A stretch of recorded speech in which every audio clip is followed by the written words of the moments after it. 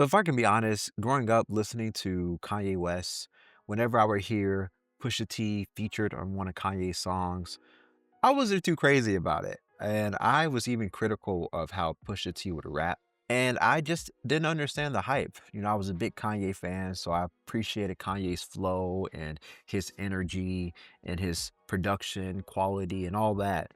But I just didn't understand Pusha T and why there was so much hype and so much excitement about his presence in the hip hop industry. And I'm just being honest. I grew up listening to Kanye West.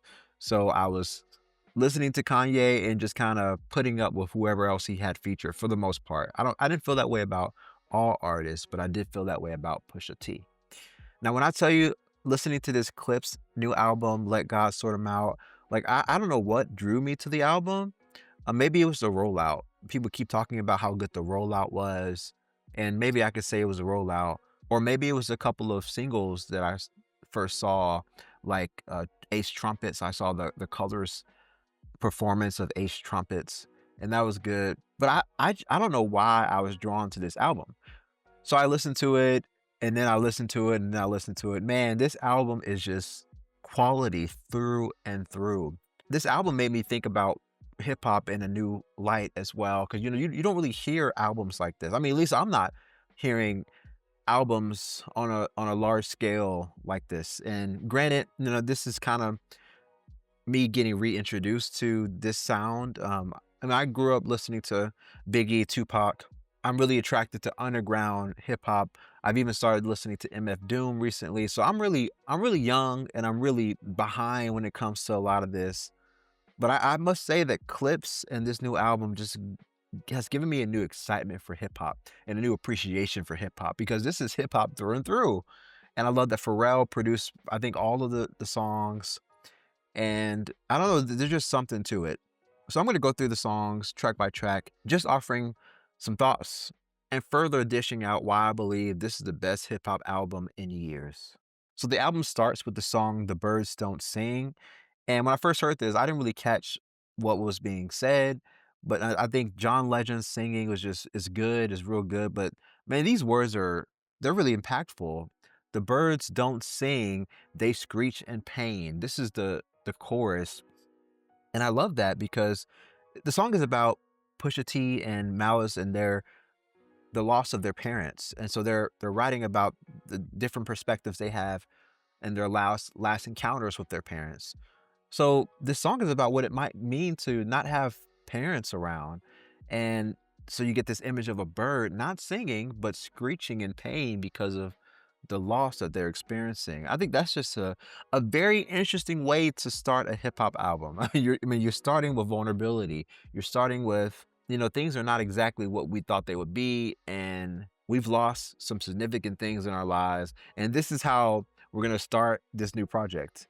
And this is what this project was about. I think it was very personal, a lot of different songs, a lot of different concepts, but you get to hear Pusha T and Malice talk about their experiences, and it's really real. I mean, these guys, they stopped making music because their manager got caught selling dope and is in jail right now as we speak. So these guys just don't talk it; they really live it. So then you go to Chains and Whips, where Kendrick Lamar drops a phenomenal feature.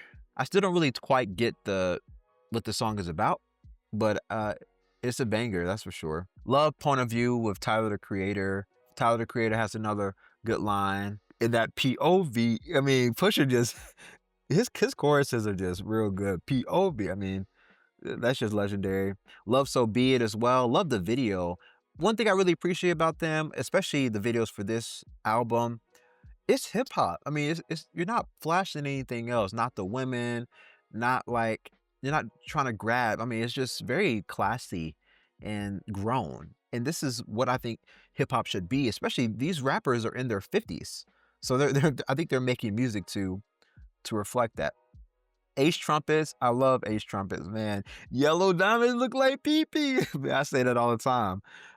Yeah, this is just good. I can't say anything else about that, but it's really good. All things considered, Pharrell just does a really good job with the choruses, and love the dream at the end of this song. Great song.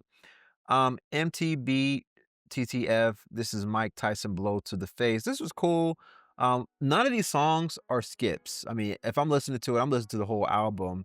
But there are some more songs that I'm gravitated to, and to be honest, this one is the one on the lower end.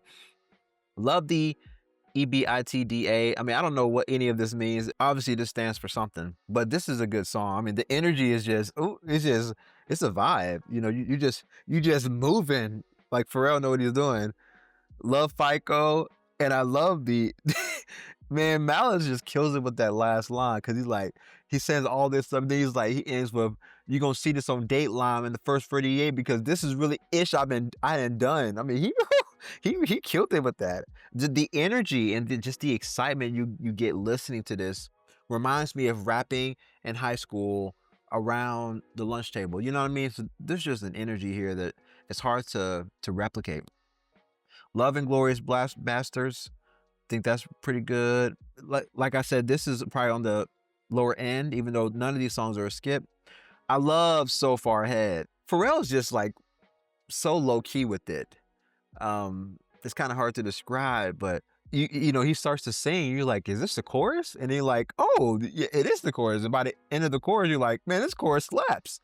You know, he kind of sneaks up on you. I love the bars in the flow. Pusha said, oh, I mean, come on, he really killing it with that. I love it. My favorite line is, of course, I think it's Ace Trumpets where Malice was like, something something, selling Lady Gaga. Oh my goodness, the energy is just ridiculous. Love like our God's Son him out. The Nas feature is real good. Yeah, that talk about it ad lib. Ooh, come on, Pusha, talk about it. Just the energy is just like, man, don't mess with me. Like this, you put this on, your confidence is good. Love by the grace of God. I think that's a great way to end. And because it's just a reflection on their lives and they're recognizing that, hey, man, we could have easily been dead. We could have easily been in jail. Things could not have worked in our favor, but by the grace of God, they have. And we are where we are because of that. So I think that's great. You know, we starting this album talking about their parents and then ending this album talk about the fact that where they are is all grace. I mean, there's just something spiritual about this. And, you know, Malice is a Christian. So there's a spiritual component to this album. But there's just so much that I really appreciate about what they're doing here. And I just wanted to make sure I talked about this album because this is definitely my favorite album of 2025.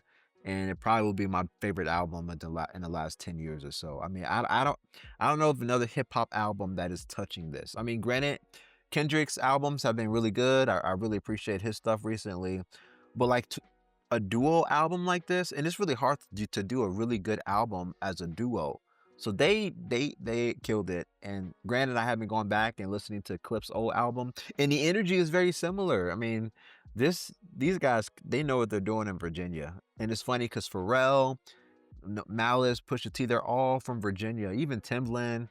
I mean, there's some legends that are coming out of Virginia, and I spent some time in Virginia Beach myself, so there's some energy there. So I'm excited to keep listening to this album. Let me know what you think about the album in the comment section below, and let me know if you want me to talk about another album or another song or anything in the future. Thanks for watching.